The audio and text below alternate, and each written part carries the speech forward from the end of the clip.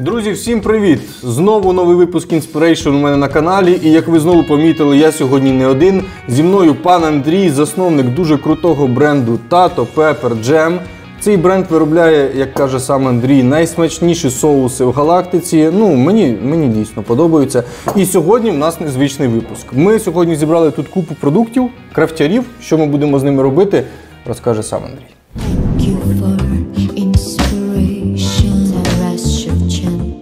Доброго дня! Ну що, чому так саме це все виглядає? Для багатьох крафтярство – це така собі розвага. Трошки вільного часу людина має, щось зібрала на городі, перетворила це в продукти харчування і от таким чином потрапила на поличку маркетів. Але насправді це великий шлях, який люди проходять, починаючи насправді з домашнього господарства і доходячи до виробництва, яке повністю відповідає всім правилам, законам і вимогам на сьогоднішній день вже європейських стандартів для продуктів харчування. Тому нам було цікаво вам показати, як ці продукти виглядають, хто серед них є, і хто серед цих виробників зараз навіть представлений на поличках великих супермаркетів. І, можливо, ви зробите свій вибір на користь українських виробників, які кращі, цінніші, смачніші, натуральніші і рідніші в кінці кінців, і гроші в нас в країні залишаться. Так, я сподіваюся, що ми сьогодні це все спробуємо через те, що вже 9 година вечора, в мене течуть слинки, і мені дуже хочеться це все скуштувати.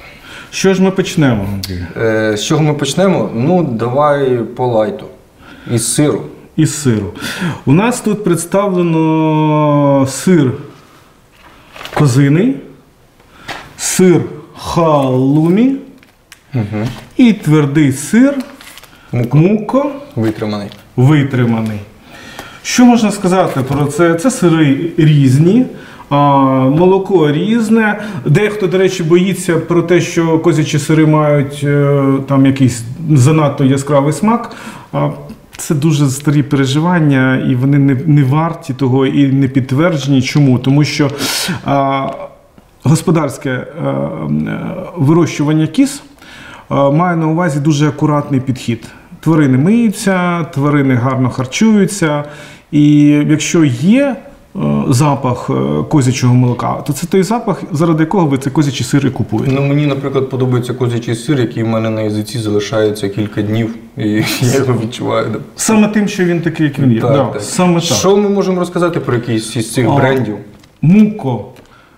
Неймовірно потужний продукт, хороший, якісний, витриманий, живе своїм власним життям, розвиває виробництво. Це сімейний бізнес, велика родинна історія. Зайдіть до них на сторінку, почитайте. Дуже цікаво, дуже круто і дуже послідовно люди займаються розробкою і вирощуванням сиром, тому що сир теж треба вирощувати. Виглядає це все як професійний чи... Так. Дуже класний продукт. Так, як професійний дуже класний продукт, який вже вийшов на поличку маркету. Тому що, як би там не було, але упаковка, фасування і все решта має відповідати певним правилам і законам. Це інколи йде в розріз з нашим візуальним бажанням побачити це як крафтярство, щось таке. Руками зроблено. Але насправді ви можете бути впевненими, що тут відповідають за якість, і тут відповідають за якість, і тут відповідають за якість за певними параметрами, показниками і все решта. Сир халумі – це сир, який смачно смажити, запікати, грилювати. І це теж один ще з видів сирів. Окей, з якого почнемо? Давайте спробуємо з муко. Так. Яка взагалі в них історія? Я зрозумів, що це багатий сімейний бізнес, в них все окей. Пахне супер. Так. У них все вдається, але в чому їх секрет і взагалі? Вони займаються, це сімейна справа. Вони займаються цим вже багато років, розвивають господарство і разом з господарством ростуть самостійно, виходять на різні ринки, заходять у різні торгівельні мережі. Але починалося як новий крафтовий проєкт, який виріс в такий серйозну продукцію. Він дуже ніжний. А як же він має бути? Це ж... Знаєте, я колись часто брав дорогі сири, у цій мережі, забув, як вона називається, про сири. І там було щось таке, але воно коштувало разів 5 дорожче. Я не експерт, я просто чисто естет, але дуже смачно. Ціна сиру, для того, щоб розуміти про сир, для тих, хто не знає, це зазвичай доволі розповсюджений факт, але на те, щоб зробити кілограм сиру, потрібно десь приблизно 10 літрів молока. Тобто, добре молоко по собівартості, тобто приблизно собі уявіть, скільки потрібно молока, щоб отримати 1 кілограм сиру. Але в залежності від того, як довго сир ферментується, витримується, також відбувається, напевно, це дегідрація, да? Коли сир сохне і стає більш жорстким. Відповідно, ціна сиру, щонайменше, вперше складається з 10 літрів молока, з 10 літрів молока, як мінімум. Далі. Це робота, це обладнання, це неймовірна кількість обладнання, яке має підтримуватись на високому рівні чистоти. Тобто це цеха, які мають бути зроблені в відповідності до правил, це чистка цих цехів, це санітарна обробка цих приміщень, тому що молоко насправді залишає по собі дуже серйозний слід. Якщо ви були коли-небудь на молочному виробництві або бабуся у когось робила, ви пам'ятаєте, да, ці всі глечики, банки, всі ці тази, вони завжди пахнуть і пахнуть молоком. Так от на серйозному виробництві цього має бути, цей запах, аромат має зникнути або бути мінімальним. Тобто це все треба обробляти, треба багатько прикласти зусиль. Далі, потрібно створити приміщення, в яких цей сир буде зріти.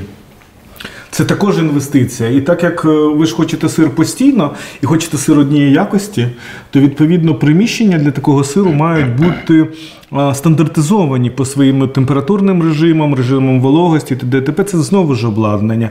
І всі ці гроші треба інвестувати і якимось чином на цьому заробити, тому що це ж не тільки смачний продукт, а це серйозний бізнес, який годує сім'ю, яка це створює, і людей, яких вони підтримують, які на них працюють, які теж заробляють, і регіон розвивається. Супер. І мені дуже подобається, що українці вже почали робити такі сири, через те, що дуже багато люблю читати про історію різних народів і завжди прослідковую кореляцію, що чим складніший сир народу, тим, в принципі, цей народ більш розвинений, більш успішний.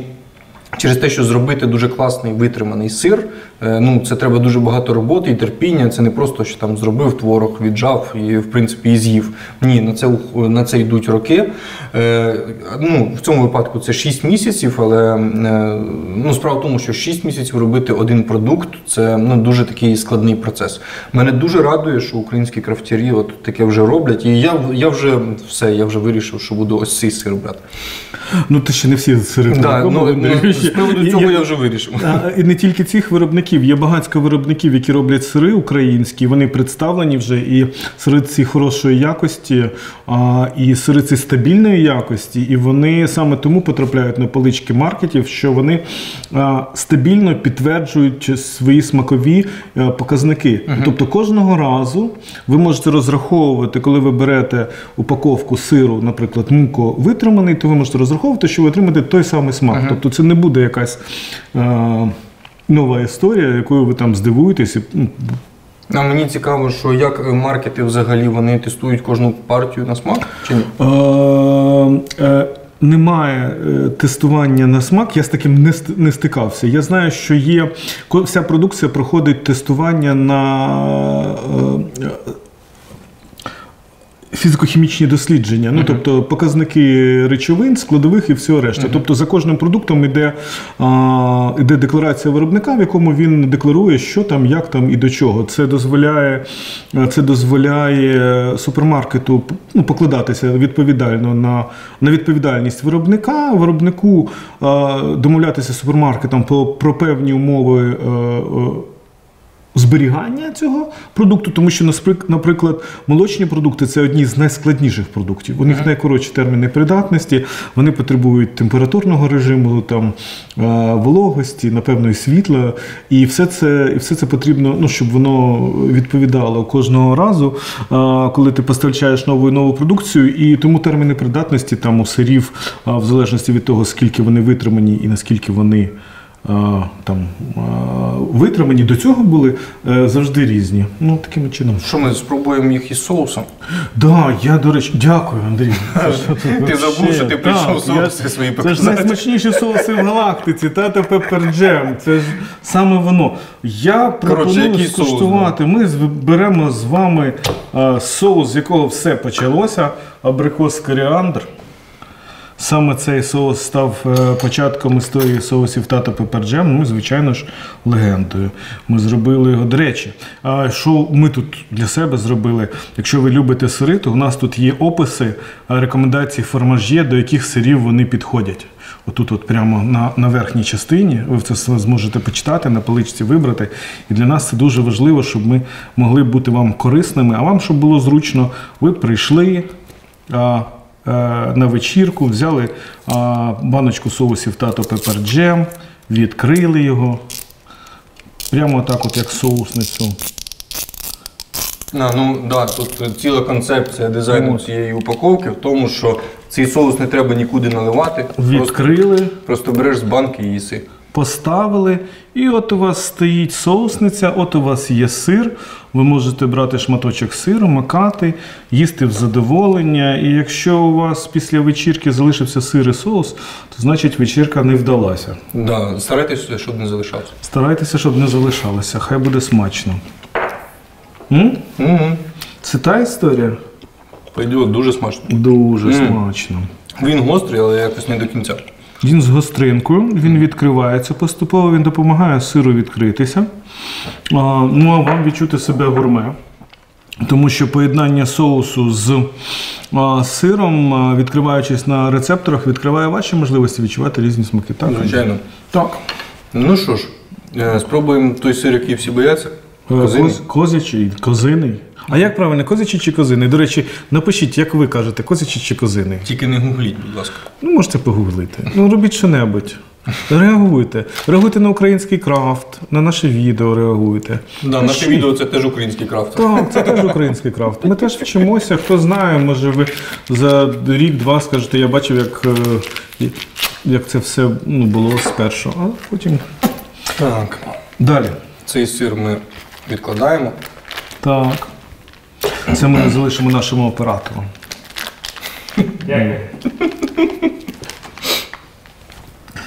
Це козячий сир. Давай його трошечки наріжемо меншими шматочками.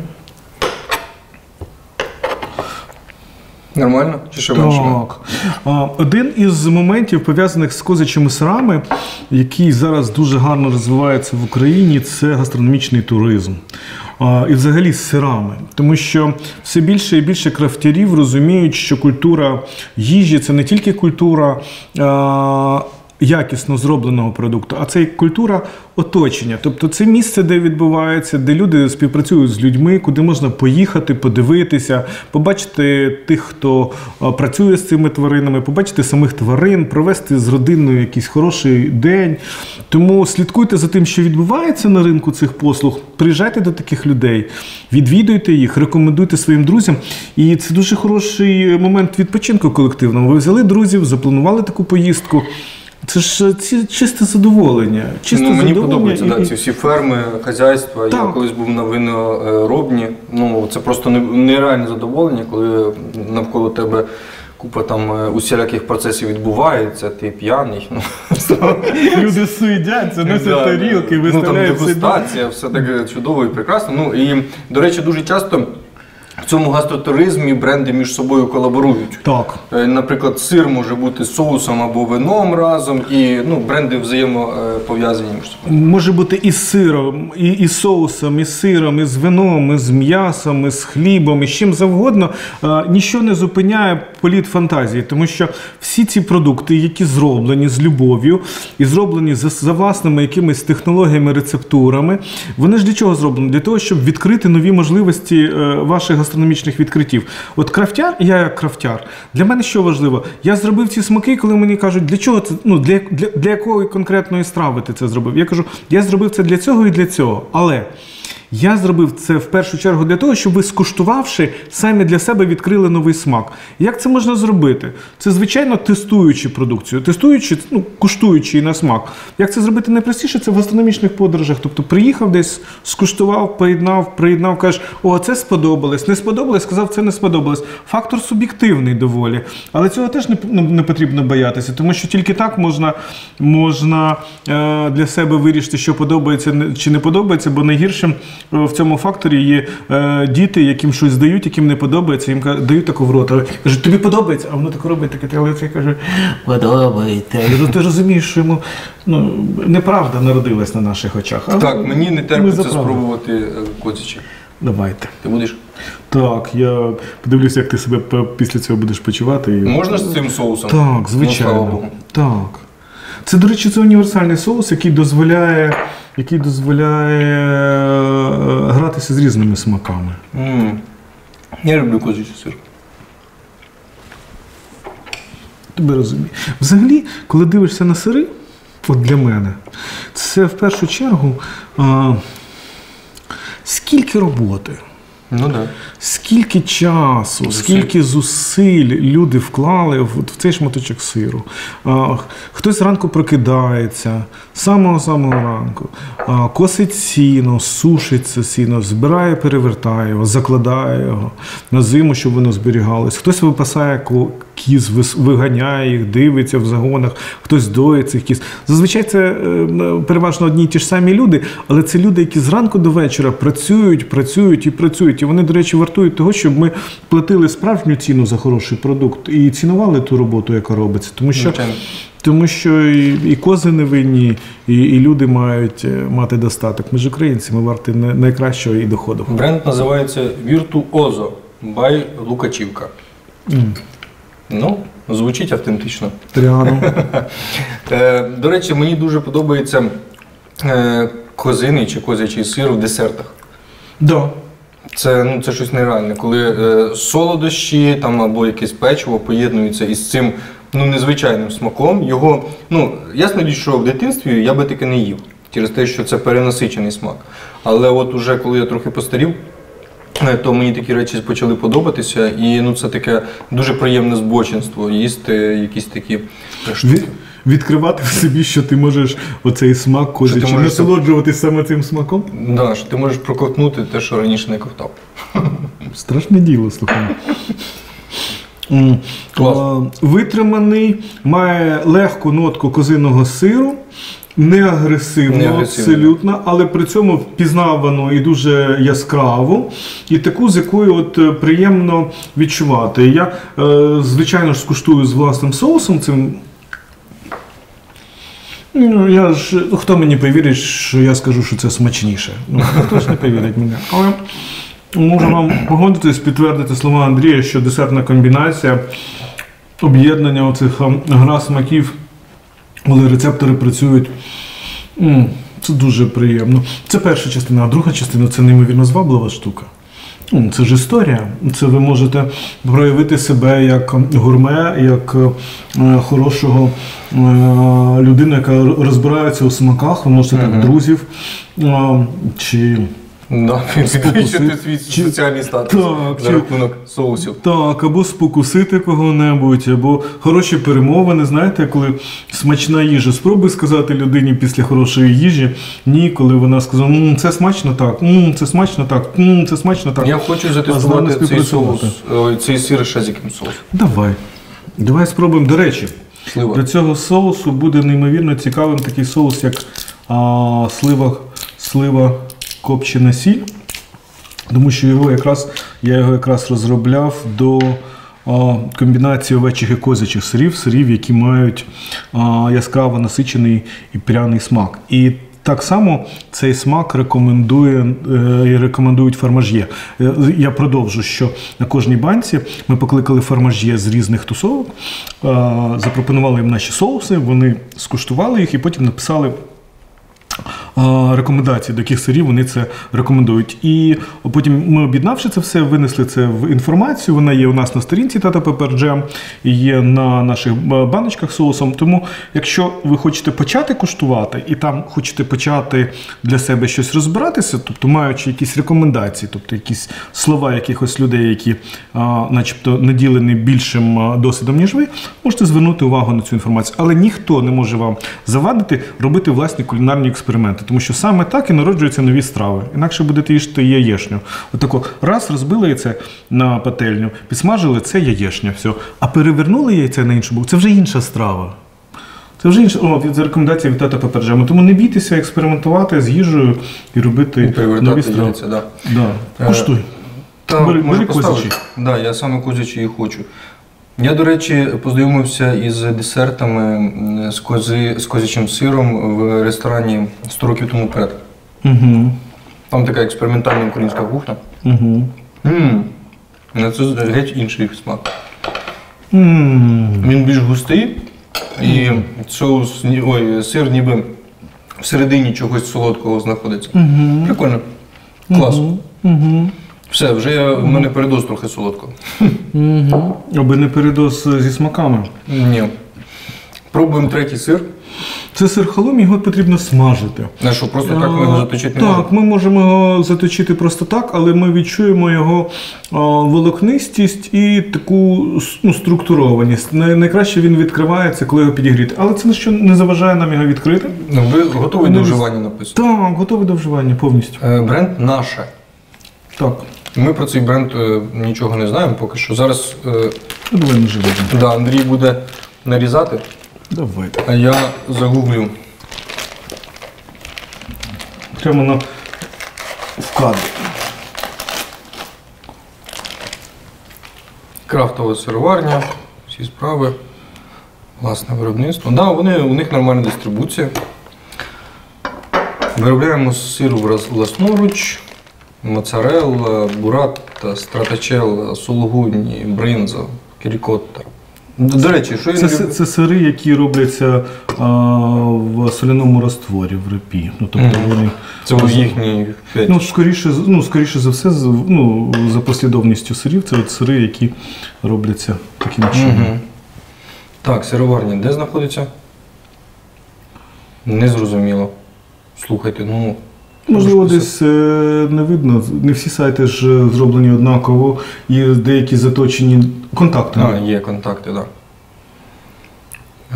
Київ. Це, мабуть, дистрибуція. Не може ж таке бути, що вони варять в Києві? Напевно, дистрибуція. До речі, питання до сирів наші. Напишіть нам, будь ласка, де ви виробляєте. Нам цікава ваша історія, ми не просто сир зібралися їсти. Нам цікаво, де ви, що ви.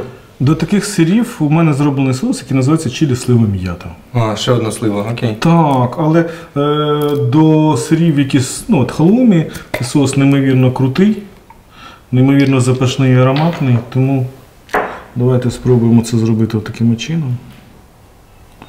Так би мовити, право першої виделки, як автору, основателю цього чудового проєкту. Належить тобі, Андрію.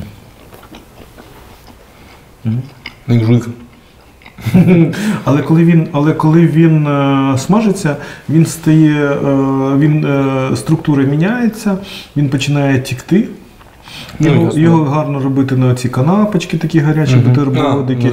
Я думаю, що він буде смачний на всякі запікання з баклажанами. Він на м'ясо схоже. На м'ясо, все схоже на м'ясо за смаком, коли ти любиш м'ясо. Ти тоді міряєш або м'ясо, або схоже на м'ясо. Так. Але я думаю, що це буде дуже смачно, має бути з якимись більш такими речами, як напої алкогольні, якісь виноградні, але більш витримані і градусні. Якщо, умовно кажучи, історія з цими сирами козячими, вона така більш легка, винна якась і в цій частині, то ці сири будуть більш цікавими якраз до чарочки якоїсь грапи. Клас, непогано. Да. Все, з сирами покінчили. Ну, Хой, як це не сумно? Да, з сирами ми покінчили, Андрій, але ви звернули увагу, на як виглядає упаковка. Я хотів, якраз це твоя царина, відповідальність, да, мені дуже цікаво. Якраз для того, щоб тобі допомогти про це розповідати і звернути вашу увагу.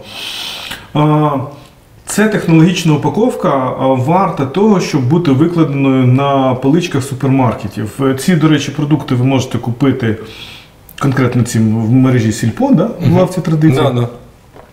В лавці традицій це великий проєкт, який займається і підтримує крафтярів, і піднімає їх рейтинг, і робить це по всій Україні, локалізує і допомагає людям ставати на крило. Але є багатько виробників, які теж роблять хороші продукти.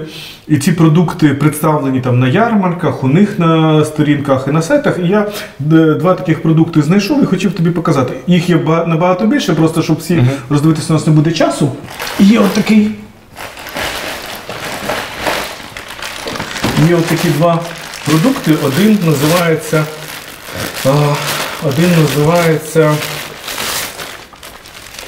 сири з Музич. Це сир Марго. От він виглядає так. От вони його завертають в таку провощений папірець. Це крафт в його зародку. Так, це от крафт. Це коли ви очікуєте, це те, як ви очікуєте крафту, але так, як його не може, на жаль, продати торгівельна мережа в чистому виді, тому що це крафт першої руки. Це ви маєте знати цих людей, бути десь з ними близько і поруч, для того, щоб розуміти, що від моменту, коли цей продукт готовий, до того моменту, коли ви зможете його споживати, пройде мінімальний час. Так це він виглядає. Він дуже гарний. О, я вам покажу, який він гарний. Клас. Таке от серце. Щоб знаходити такі артефакти. О, він ще й в формі серця. Він серденьком таким, Клас. так, він з пряними травами. Це молодий сир, духмяний. Так, це молодий сир, який потребує, такому відкриємо його, який потребує настрою на те, щоб... Я такі сири, до речі, люблю зранку. Це от для мене це ранковий сир, який от підходиш, відрізаєш, смакуєш. Смачно? Так, я там де більше прянощів. Я його без соусу. Вибач, що такі прянощі. Обов'язково. Я ж не за те, щоб все з соусом. Я за те, щоб схожий на халумі. Схожий, але не схожий. Тому що принцип насправді один і той же. Це теж сир, який робиться за допомогою соляного розтвору, але принципи все ж таки різні. Вони по-різному там обробляються. Слухай, ти його ще так презентував, знаєш? Ніби ти його десь по блату, знаєш, дістав. Так, я тобі і муку можу так презентувати, по блату. Я з ними співпрацюю. Козиний цей сир теж можу по блату, тому що ми разом в лавці традицій. Цей сир, який був... Я просто про те, що від твоєї презентації і від цієї всієї атмосфери, знаєш, почекай, він смачніший. Я поважаю роботу людей. Так як я хочу, щоб поважали мою роботу. Тому що для мене це важливий аспект. Я розумію, скільки роботи вкладено ручками і все решта, скільки на це пройшло часу і скільки було зроблено, щоб досягти якогось результату. І коли здається, що це там якісь розваги, то це не розваги. Це велика справа, яку люди роблять не рік, не два, не три, не чотири. Знаєте, мені здається, що з мого досвіду спілкування з виробниками сиру, виробники сиру діляться на такі критерії. Це от ті люди, які ніколи не робили сири, кажуть, я так хочу власну сироварню. Я так хочу власну сироварню, це неймовірно. І ті, хто вже давно роблять сири і мають власну сироварню, вони кажуть, я так хочу цю сироварню продати. То вони можуть обмінюватися або здавати в оренду.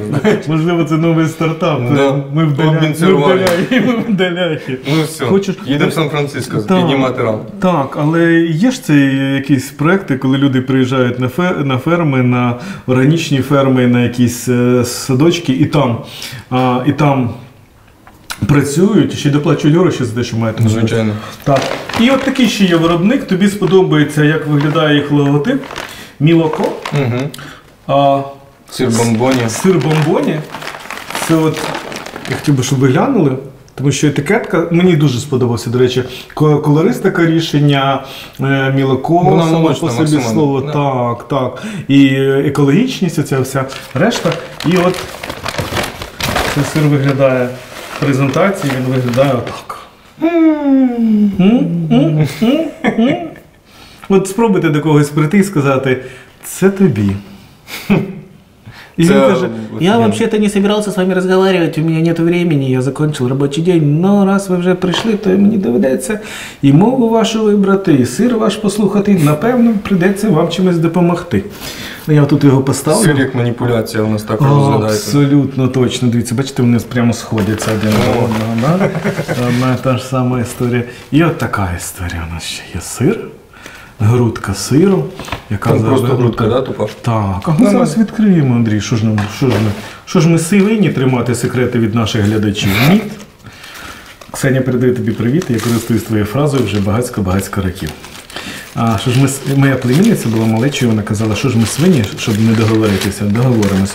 А тут у нас знаходиться отакий сир. О, бачите? Це він з землі викопаний? Ні, він у спеціях, у пряних травах, він витриманий, він грудкою, його треба різати, але він буде кришитися. Це той сир, який беруть маленькими шматочками, кладуть на язик, або краще під язик, і він там тане. І поки він відкривається, ви відчуваєте велику гаму смаків всіляких. Дурдом. Слухайте, ці крафтярі це якісь маніяки. Таке щось вони придумали. Точно, крафтярі-маніяки це якраз про крафтярів. Ну що? Маленький експеримент. Цей шедевр можна їсти, так? Да? Так, а чого ж ні? Давай я приберуся. Все це можна, все це, коротше, да. Все це не тільки можна, а й треба їсти для того, щоб спонукати нашого глядача піти, так би мовити, в мережу щонайменше.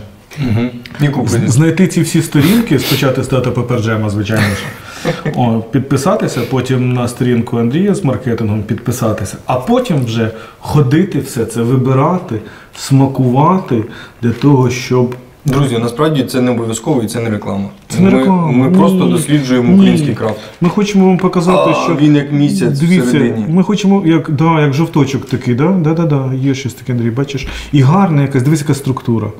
Але ж... У них є інстаграм, з цього сира можна зробити шедевр просто. Вони вже зробили шедевр, тепер його треба красиво намалювати. Як він? Чесночком поніс, да? Ну що, поїхали. Я не можу, я за кермом. Куди поїхали? Але провокація саме така, скажи, да?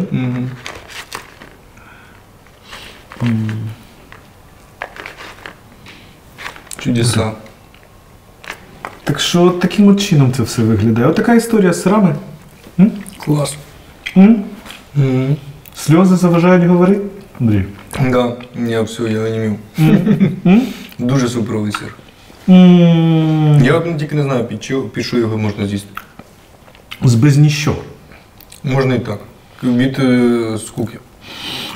Для того, щоб... Але ж, колись був мультик такий про собачку, яка бігала і казала, дивні ці люди, вони якщо щось не смачне їдять великими шматками, а якщо щось смачне, то беруть маленьким. Да? То от в цьому випадку я думаю, що не всі страви ж маємо запихувати в рота. Ми маємо перейти до стану, коли ми почнемо їсти м'ясо з гарніром, або якусь страву з гарніром, а не гарнір з якоюсь стравою. Ми ще передаємо привіт всім тим, хто вирощує картоплю неймовірними сотками, які доходять до гектарів. Ви великі молодці, ми цінуємо вашу роботу. Але нам вже час ставати більш вишуканими, цінувати свої смакові рецептори і знаходити компроміс між кількістю їжі і якістю їжі. Абсолютно згоден. За смаком і за якістю і якістю. Так, от для цього ми хотіли вам розповісти про крафтярів, тому що сьогодні ти крафтяр, а завтра ти регулярний виробник, яким пишається держава, продукцію цих людей показують за кордоном. І ми, як виробники таких продуктів, стаємо обличчям держави. Я не шуткую, тому що свого часу соуси Тато Пепер Джем я задумав як продукт, яким українці зможуть пишатися. Одного разу, коли хтось побачить, як цей соус стоїть на поличках якогось європейського чи американського маркету, він скаже, о, це українське, я пам'ятаю, як я бачив, як це починалося. Це стосується і цих сирів, і цих ковбас, ми ще до них не дійшли. Все, я пропоную закруглятися з сирами, через те, що сирів ми вже дуже плотно наїлися, давайте вже пробувати щось інакше. Але сири суперові. Так, друзі, з крафтовими сирами ми розправилися, тепер ми приступаємо до ковбас. Я бачу, що тут є дуже специфічні штуки. По-перше, це сардельки вищого гатунку савинські, Савін Продакт. Упаковка, ну, якщо це, я розумію, що це обмеження мережі, да, цей весь пластик. Це не обмеження мережі. Це вимоги. Це зручність використання і зручність зберігання. Ну, що сири так само роблять, вони беруть пластик, ляпс, і все готово. І ці також. Ну, тут інший формат, ну, мені здається, що тут був далі.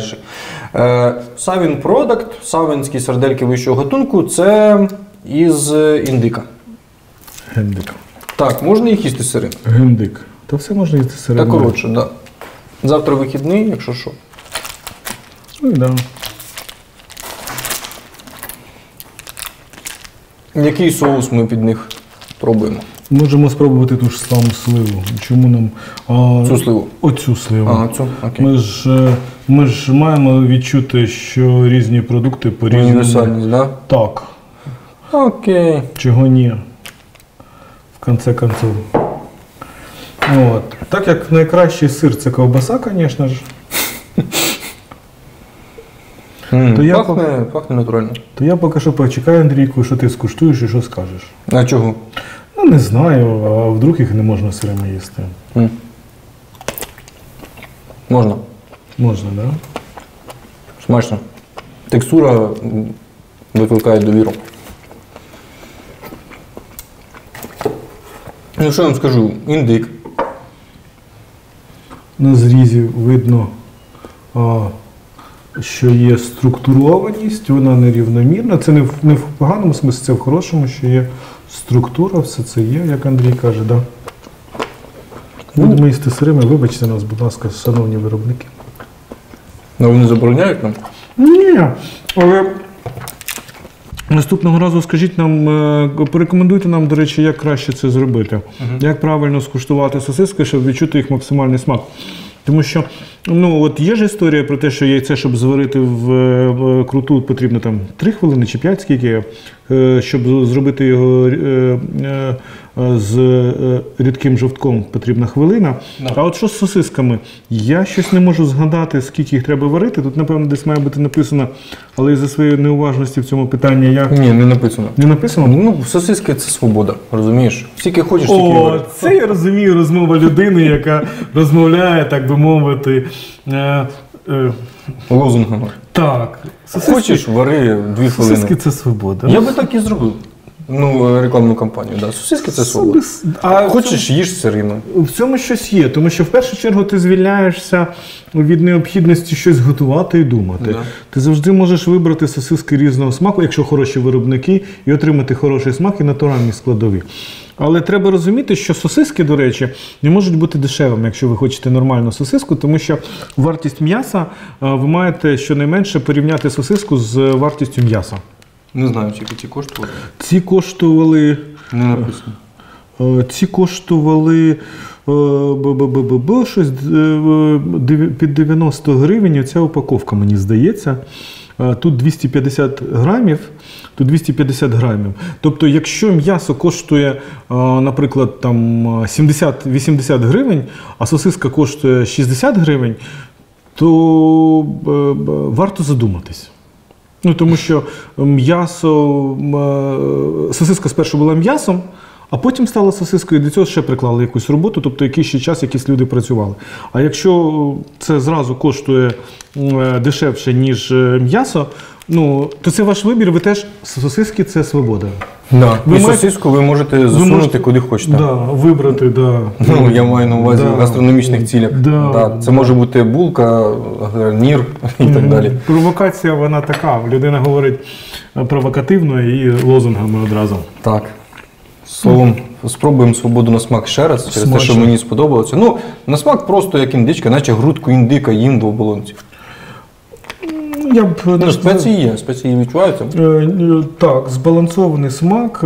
Цікаво було б скуштувати її, якщо вона буде термічно оброблена, вона буде трошки інша, але смак натуральний є, присутній, дуже смачненько. Я думаю, що такі завтра зранку будуть дуже доречними на сніданок.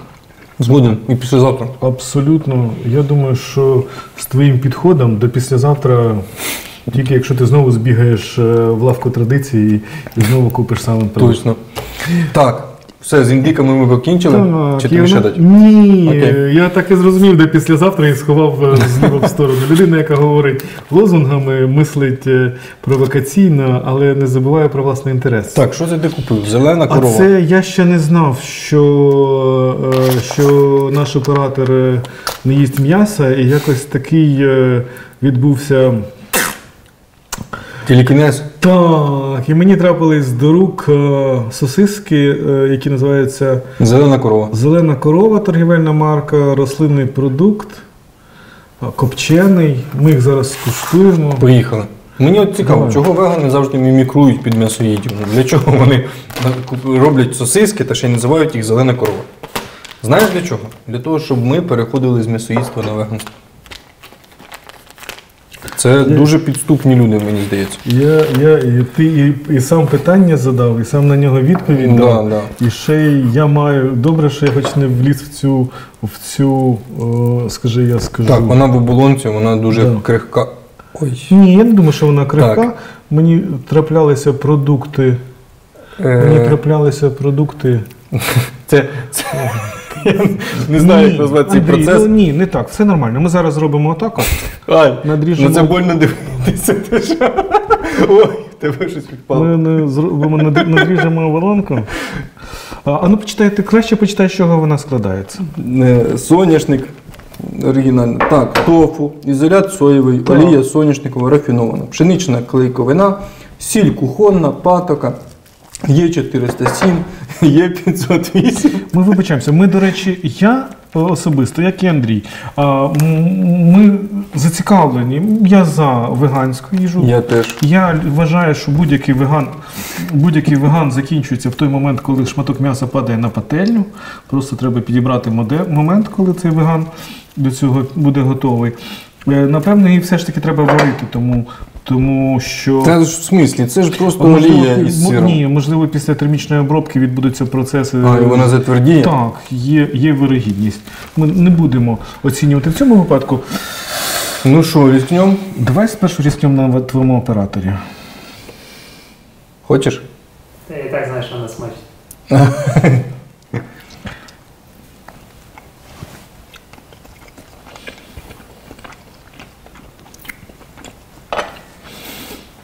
Я не знаю, що сказати. Я можу сказати, Горіхи. схоже, ні, мені. Тобі може горіх, вибач, будь ласка. Для мене схоже на, по структурі, схоже на сир молодий, сухий, цей, що нежирний такий, такий мілкозернистий, а смак у неї чомусь кров'янкою віддає. Ну, Може, це присмак копченості оцієї, чи ще щось таке, але от чорний пудинг, кров'янка, всі ці от штуки. це якийсь коріандр може дає таке щось. Я думаю, що це, може це ще щось таке. Вона що така якась димка. А, вона копчена. може це копченість такі Да, дає вона смак. копчена. Але давайте зробимо наступним чином. Це смачно, це корисно, це вибір. Вегани, вегетаріанці цим куштуються. Можливо, сьогодні ми кажемо, крутимо носом, бо ми скуштували сосисок із індички. А завтра, коли індики А вимруть, завтра, коли і сосиски із індика стануть вне закону. будемо їсти аж за вухом щось і буде. Це ж харчова культура, це ж всього-навсього історія довіри. Так, мені подобається той факт, що в Україні починають таке виробляти, тому що, хто його знає, може раніше вегани це все контрабандою возили зі Штатів, да? А зараз все вже у нас є свій продукт, і там вегани-націоналісти особливо тільки таке і їдять. Але я тобі хочу сказати, я пробував, напевно, все ж таки потрібна термічна обробка. Я пробував ковбасу веганські, вони роблять з пшеничних там всяких, до кінця не розбираюся в цьому, але вона смачна. Тобто в ній є смак, в ній є своя історія, в ній є оцей момент прикусу і кусання, ти насолоджуєшся. Напевно, потрібна все ж таки термічна обробка. Ми тут тупо програли. Я не думаю. Дивися, це просто тофу зі спеціями, по суті. Ну, да. Ну і нафіг його варить. Нормально. Я доїм. Тому що, ну, це сирок теж. Мені в цій всій історії дуже подобається, що Андрій вирішив доїсти героїчно цю сосиску, використовуючи соуси Тато Пепер Джем. Це Да. означає головне для мене, що навіть якщо ваш кулінарний експеримент Не вдався. пішов не тим шляхом, яким ви його собі малювали, то у вас завжди є соуси Тато Пепер Джем для того, щоб скоригувати цю історію. Так. Як ніколи не пізно звернутися до правильних спеціалістів і почати свою нову маркетингову стратегію, розробити нову упаковку, презентацію, придумати нові слогани і використати їх для того, щоб донести цінність свого продукту до споживача. Тому що час від часу я все ж таки задумуюсь над тим, щоб відмовитись від м'яса. Да, я теж дуже часто відмовляюся, але діло в тому, що я люблю м'ясо. І я нічого з цим не можу поробити. До речі, я пробував цей Beyond Meat. Так, Нормальна тема. Але я не розумію, якого фіга я переплачу. так, стільки. Угу. Ну, через те, що навіть хороша яловичина коштує дешевше. Ну, хай вибачать мене корови, я буду йти до веганства трохи повільно, але сподіваюся, що колись дійду. Так, з м'ясом Це ми... коли ти зможеш м'ясо вживати вже. Ну, ймовірно, да, доведуть мене до веганства. Так, з м'ясом ми покінчили, у нас залишилися, так сказати, солодощі. У нас є йогурти. У нас чудовий момент. Ми їли з тобою не м'ясо, а веганські сосиски, тому ми можемо абсолютно нормально поєднувати молочні солодощі з веганськими сосисками, не порушивши ніяких правил і законів поєднання м'яса і молока. Ну, я не іудей, так що для мене можна і з м'ясом, і з молоком. Так що... Але я радий, що тебе все влаштовує. Йогурт козачка. Назва бомба. Це прізвище, правильно? Ні. А, це не прізвище? Ні. Ну, козачка прикольно придумана. Це придумка талановитої команди людей на чолі з Тетяною дядечко. Вони давно займаються виробництвом молочних продуктів, роблять це професійно. Так, я накладу. Інших людей вчать, як робити Можна? так, як робити професійно молочні продукти. Багато досліджують в цій царині і ведуть школу. Школу йогуртів? Школу сироварення. Сироварення. Так. Тетяна ще й піднімає тему крафтярства, до речі, на Полтавщині. Клас. Таня, привіт. Та мені здається, що Полтавщина – це взагалі світова батьківщина крафтярства. Ну, такий собі перегиб, знаєш. Нам, житомирським, це ваше не подобається. Ну, а що вам подобається? Скажіть мені, будь ласка, взагалі. Нам подобається м'ясо. Ну що? Житомирські ковбаси, Горілка, м'ясо, носки. горілка, шкарпетки на голу ногу. І голість, до речі.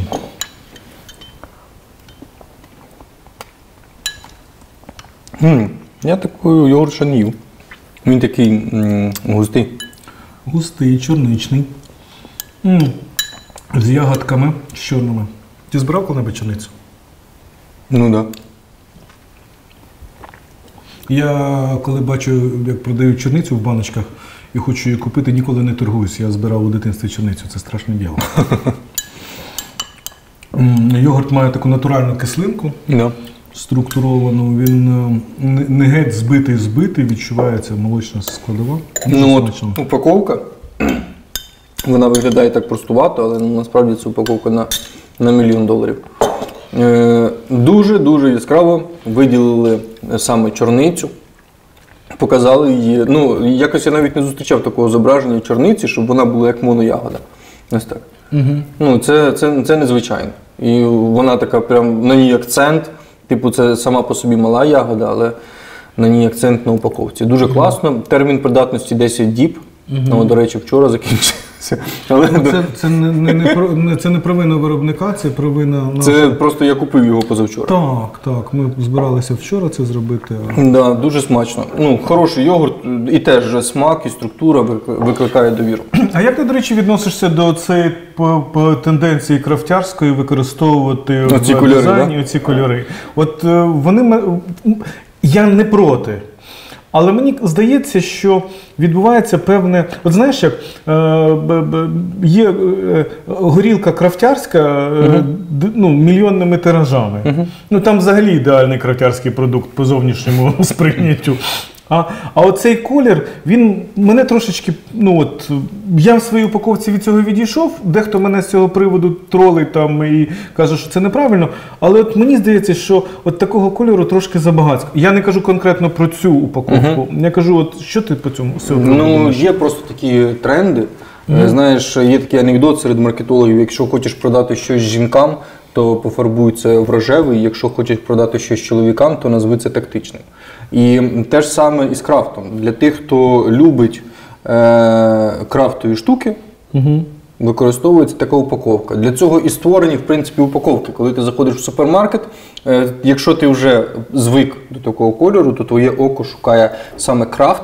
Якщо ти відповідальний споживач, точніше уважний споживач, то ти візьмеш і прочитаєш, чи це завод імені цього. Неважно, чи імені когось, чи це справді якесь там село і вулиця Франка.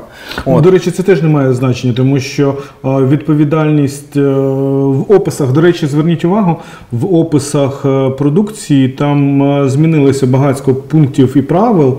Вони зараз нові, відповідають європейським стандартам, там має бути написано всі складові, жири, білки, вуглеводи, інформація про виробника, про того, не про виробника, а про того, хто представляє виробника, а вже в нього можна отримати інформацію про виробника. Тобто відкрили трошечки можливості для тих людей, хто займається розповсюдженням продукції, тому що це теж окрема дуже велика робота. Така сама, як маркетинг, і така ж сама потужна, як і виробництво. Словом, йогурту я ставлю хорошу оцінку, і я радий, що я буду купувати такі або подібні йогурти, буду звертати увагу на крафтярські. Через те, що із йогурта мас-маркета, таке враження, ніби ти з'їв щось шкідливе, наче фастфуди поїв. А коли я спробував цей, моя совість чиста, мені здається, що я щось корисне з'їв. Тобто, по суті, якщо ти розумієш, що там післязавтра, будучи закритим, цей йогурт почне пузиритися, і киснути, то ти зрозумієш, що... То я його в сир перероблю, так? Ні, то ти розумієш, що це тому, що він крафтярський, тому що процеси бродіння в ньому не зупинені. Для йогурта, щоб він був живою, щоб це було живою культурою, яку потрібно. Тому що не всі крафтярські продукти там потребують живої культури. Тому що у нас, наприклад, ми боремося за те, щоб він довше зберігався, розливаючи гарячому скло саме, маючи там пастеризацію і т.д. і т.п. Щоб це зберігалося, щоб це було корисним більш довгий відтинок часу. Тому треба розуміти, що у продуктів крафтярських терміни придатності можуть принципово відрізнятися від продуктів мас-маркету, зроблених на великих фермах з ДТП. Це так, логічно. І ще один йогурт. Слухай, я взяв той же самий бренд. Бачиш, нічого страшного. Йогурт – це свобода. Полуничний маршмеллоу. Я теж можу бути маркетологом. Йогурт – це свобода. Ти в минулому був піарником. Та ладно. Але я не розумію. Не наливай. Давай другий стаканчик. Давай. Я можу з цього, це ж один бренд. Так сюди я ж кажу, давай став. Отак от бери, кажу. І що? Давай, наливай, за крафтярів зараз ми з тобою. Його пити треба? Це ж питний йогурт. Різниця полягає в тому, що пляшечка намікає на те, що він питний. Ясно. А той можна їсти. За крафтярів. За крафтярів.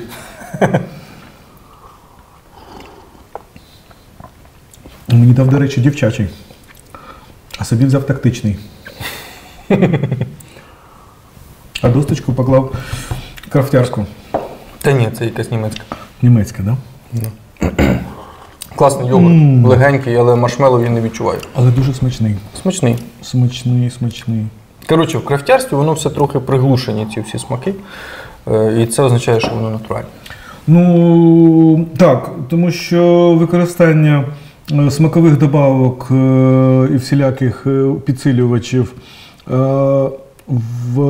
не те, що лімітовано. Ніхто ж може заборонити, да? Це ж свобода. Але бажання зробити хороший продукт, зазвичай крафтярство починається з того, що люди хочуть зробити хороший продукт для себе, для сім'ї. З ким би я не розмовляв, Це одна з головних тез. Ну, тобто, я хотів це зробити там, для родини, я хотів це зробити для дитини, я хотів це зробити для друзів, там ще щось. Так. А коли ти маєш на засаді саме таку ідею, то потім відмовитись від цього важко, тому що ти в першу чергу сам собі дивишся в очі в дзеркало і розумієш, або ти витримуєш ці правила гри, або не витримуєш. І тому продукція крафтярська, вона дорожча, вона складніше має шлях потрапляння на поличку, і тому нам, як крафтярям, дуже потрібна ваша підтримка, щоб ви вибрали українське. До речі, виробники в інших країнах завжди мають підтримку власних громадян, співгромадян. Ну, я колись стикнувся, до речі, з історією. Я зі своїм соусом, я був в Варшаві, і мій товариш продавав продукцію там у Варшаві на ринку таких крафтярських продуктів. І він каже, ти ж все думаєш час, ти хочеш спробувати зварити свої соуси і представити їх полякам. І я кажу, цікава ідея, я пішов, знайшов посуду, накупив всіх інгредієнтів прямо в маркеті, приготував соуси, розлив їх, запастеризував руками, все як положено, зробили ми етикетки, я продавав, і до мене підходили поляки, купували, але кожен перший запитував, то зроблено в Польщі? Так. То зроблено з польського? Так. То зроблено полякам? Я трошки маю відношення. Я трошки так казав, так. Він каже, bardzo добре. Тому що для них важливо, щоб це було вітчизняним продуктом. Так і нам важливо, щоб це було вітчизняним продуктом. І ми про це, до речі, пишемо на пляшці. Тут так і написано, дякуємо, що купуєте український продукт. Ура! Так, а твої соуси лиють в йогурти, це збочення, так? Краще не треба. Ти знаєш, можна спробувати, я ніколи такого не робив. Але, тоді не будемо. Завтра субота, як ти кажеш. Але вже, так. Ні, я не буду. Я, звичайно, поважаю крафтярський труд, але якщо змішати два крафтяра, що буде? Ти мені от сказав, по-перше, у цих соусів вже є смак. Я можу сказати одне, йогурта теж. Я заговорився. Якраз я хотів сказати, що у цих йогуртів вже є смак. Але якби взяти, наприклад, йогурт без смаку, тобто живий продукт без добавленого смаку і використати щонайменше цю лінійку десертних йогуртів, я думаю, що це буде смачно і прикольно. Щонайменше це буде цікаво. Мені подобається. Спробуй, я тобі реально кажу. Це дуже смачно. Я не знаю, коли б я таке з'їв. Це перебор, це вже треба так сильно любити ці соуси, що вже їх з усім. Але з морозивом це смачно. Згоден. З морозивом безошло. Да. Але ж ти з'їв веганську сосиску, нічого з тобою страшного не сталося. Поки що, так. Завтра субота. Так, переходимо до десерту. Чоклет. Шоколад. Тут якийсь портрет. Тут прям історія про бренд. Слухайте, далеко ходити не треба. Давайте. Повернувшись з Парижу, де Сергій працював на будівництві, він чітко знав, що буде займатися власною справою. Але зазвичай з першого разу не все виходить. З того часу пройшло 5 довгих років невдач та зміна 6 різних видів діяльності, але здаватися він і не здужав. Віра і підтримка дружини та його мами допомагали не спустити руки після стількох невдач. Словом, слово за слово, тепер у нього все в шоколаді. Сергій – виробник шоколаду зі Львова. Леопол – це бренд шоколаду, який він створює, розвиває і яким він живе. Цей продукт постійно розвивається. В ньому є як сталі продукти, які вже полюбилися споживачу, так і постійно Сергій пропонує нові продукти. Я думаю, він як літер спорт саме розкриється. Хлопнеться? Напевно, для зберігання потрібні якісь умови. Білий шоколад. Білий – мій улюблений, до речі, шоколад.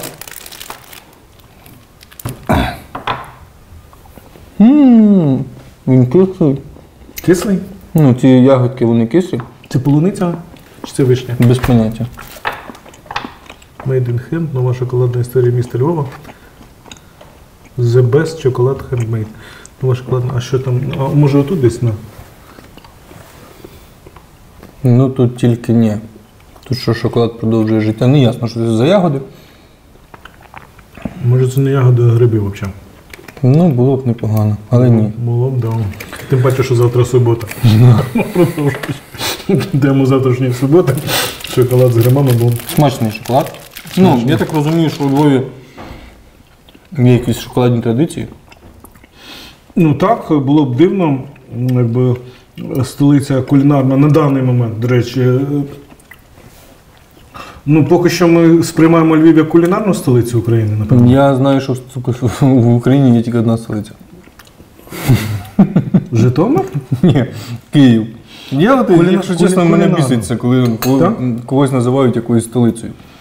Да, не подобається тобі? Ну, Ні. ти так само не любиш оці маленькі Парижі, Ні, маленькі Швейцарії. локальні Венеція і т.д. і т.п. Ні. Тебе теж це бісить? Дуже. Давай 5. Ми ж українці, у нас своє саме найкраще. Да. Згоден. І шоколад, до речі, класний. Смачний. Треба було взяти більше шоколадок, ми натопили, а наступного разу візьмемо 10. Сережа, дякуємо. Дуже смачно. Да.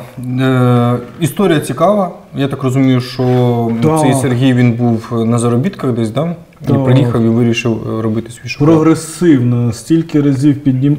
Знаєте, от що відрізняє крафтяря від, від інших виробників? Доволі часто крафтяр – це людина, яка має надихатися лозунгом «безумія отвага».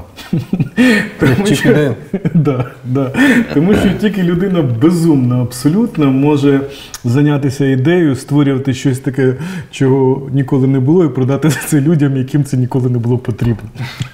От, тому крафтярі – це святі люди від того, що трошки присвячені у свідомості. Це я говорю про себе, це я кажу про Сергія, це я кажу про всіх інших людей, з якими мені довелося і доводиться стикуватися, спілкуватися і дружити. І тому це неймовірно цікава історія. Але саме завдяки таким людям ви можете зрозуміти, що можна поєднувати непоєднуване. Те, що ви раніше ніколи не поєднували. Це не значить, що воно не поєднувало. Але саме там, де... І от, до речі, це ж тенденція сучасного світу. Да? Все нове на даний момент – це просто місце поєднання чогось одного і чогось іншого в тому контексті, що раніше це так між собою не контактувало, а зараз це законтактувало і стало новим відкриттям. Тому крафтярі – це люди, які вас надихають на відкриття і на ваші можливості. Крафт і капітал змінить Україну. Я так вважаю. Що ж, друзі, я дуже радий, що ми вас познайомили сьогодні з такою підбіркою цікавою крафтярів. Сподіваюся, що ця рубрика ще повториться, і ми з вами будемо пізнавати український ринок. Купуйте українське, споживайте українське не через те, що воно українське, а через те, що воно реально смачне. І моя вам порада, пізнавайте це все, бо ви сьогодні побачили ці неймовірні сири, ці смачні сосиски, веганські продукти українські. І виявляється, що в той момент, коли ми споживаємо якісь глобальні продукти, коли ми заливаємося Кока-Колою, десь наш сусід старається зробити шедевр, справжній шедевр, а ми про це навіть і не знаємо. Тому досліджуйте український крафт. Я дуже дякую Андрієві за те, що він сьогодні прийшов і провів нам таку круту екскурсію. Підписуйтеся на його суперпозитивний крафтовий інстаграм, який він веде сам і нікого тут не підпускає. Підписуйтеся також на мій YouTube і Instagram. Я там теж, в принципі, все роблю сам, але плачу за це гроші, за контент. Дуже радий. Мені не платив, до речі. Тобі ні. Почекай, А оператору заплатив, і за оренду камери заплатив все. А на що мені сосиску давали? Що, всіх вас обожнюю, всіх вас цілую. На цій позитивній ноті зустрінемося наступного разу. Підписуйтеся, ставте лайки і всю цю іншу чепуху. Всім гудбай. Спробуйте смачного. Смачного.